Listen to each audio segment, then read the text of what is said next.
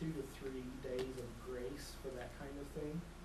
I've been getting notices in the last couple of weeks that January 31st is the end of that. So, be on time now. Those windows for kind of soft submission deadlines have not gone.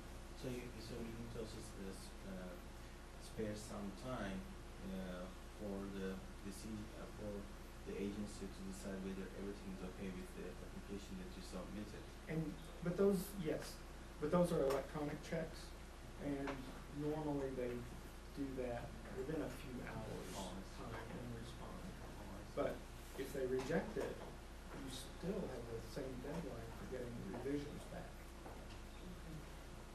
Yeah, there's not a person looking at all of these coming in here.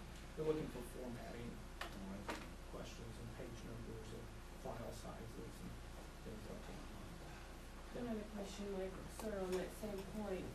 If the agency says that we can submit for an initial review, do we still have to go through that same process of getting all the signatures at Lincoln for the initial review, or only when it comes back and we're submitting it for that final consideration? It depends. Okay. We recently submitted something to a state agency that the program officer said, if you want me to look at your proposal before you submit it, email it to me by this date, and I'll get back to you. That's a pretty informal agreement. In some cases, the pre-proposals are written into the formatting of the program description, and generally, yes, those would need to go through the submission, the university administrative submission process. And then we take it again the second time. Okay. Thank you. But you can always call the program officer and have casual conversations, email information back and forth while you're trying to develop it. Okay, thank you. So there's that layer of administrative requirements, both at Lincoln, starts at Lincoln University and extends through whatever system you're submitting it to. You have to make allowances for that. Then you will also have some specific program.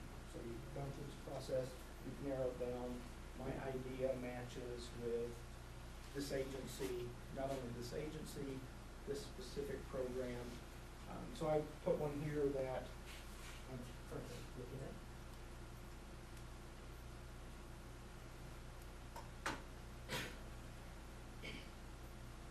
Okay. All programs will give you instructions on what they want to see. And in this case, as it comes up, there's about 60 pages of instructions for this program. And some of the really important things they tell you up front. In this case, if you're going to submit to this program, you have to submit a letter of intent by this date. And then sometimes, if it's an electronic submission, that letter of intent would need to go through the signature process at Lincoln University. The letter of intent does not usually commit either you or the agency to anything more than just giving them advance information that you are planning to follow up with a proposal.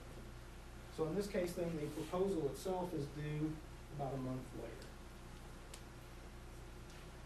And so those are the dates.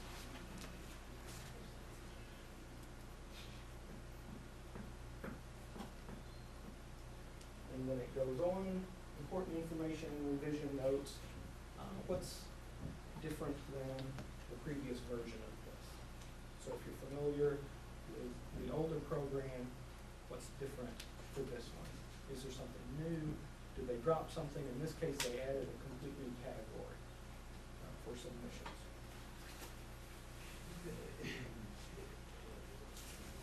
And the only way, so then a synopsis of the program. In this case, this program has about 4 completely separate tracks that you can submit to. And it will go on then through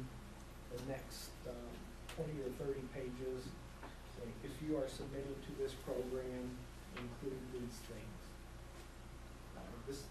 The only way to get through one of these is to sit down and read it. And you've got to read the whole thing, because you've got questions about your budget, it's in there. You've got questions about, can we do this with this funding? It may tell you it's not allowed, or it may not mention it, but all of those very specific answers should be in here somewhere. And then also contained in there will be the instructions for submitting. In this case, tell you to submit to the NSF FastLane electronic system, and what to allow for that. How many pages do you have available to contain in this section? What information do you have to include in all of these boxes? Kind of like going through your taxes, I guess, a little bit. There's an instruction for every line on the form. And I don't know of any way to simplify this part of it. You've just got to read these, because it's a very detailed description of what they want you to submit, and they're very specific about what they want you to submit. And so this really is then the final point of how does your idea match with their priorities. They'll tell you exactly what their priorities are. How can you make your interests fit with their interests, and then convince them that you have the experience to do this? It's a good thing for them to give you this money. I think that was about the end of this. Any questions? Do we have a good system in place here at Lincoln where if a particular administrator is not in town, maybe on leave, then there is someone else who can sign for it? There should be a delegated signature So, in those so events. there is a good, it's not like, I'll be waiting for it for a week or so. Typically, we have not It doesn't had a happen. problem with that. Okay. The tricky part comes when the president's off campus Right. sometimes. Because you can substitute signatures for pretty much everyone.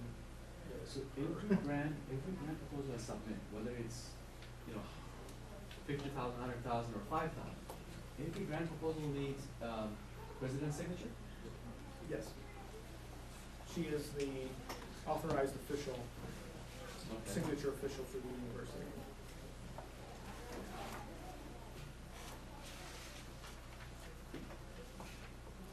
If something is accidentally submitted without her signature.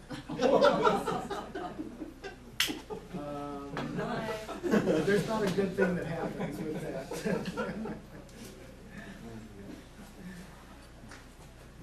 No, her signature qualifies all of the legal liability questions. And when you submit them, so the instructions are 60 pages long for this program. The application itself might be 80, with 20 or 30 pages of that being legal liability statements, both physical and safety, and a lot of it's declaring that you're not doing these things. And that's why one of the reasons you have the president's signature on it instead of yours. I have a question about this cost sharing. Is it the case that like federal agencies have less cost sharing, or the private sources? It depends. Again, you have to read the details and the instructions. Some programs require cost sharing or a match. Sometimes that is real money. Sometimes it's something called in-kind match, where you may be able to use a portion of your time and your salary to match against the grant. In some cases, they're looking for somebody else's money to match with. And that's a hard thing to come up with sometimes. And it doesn't matter whether it's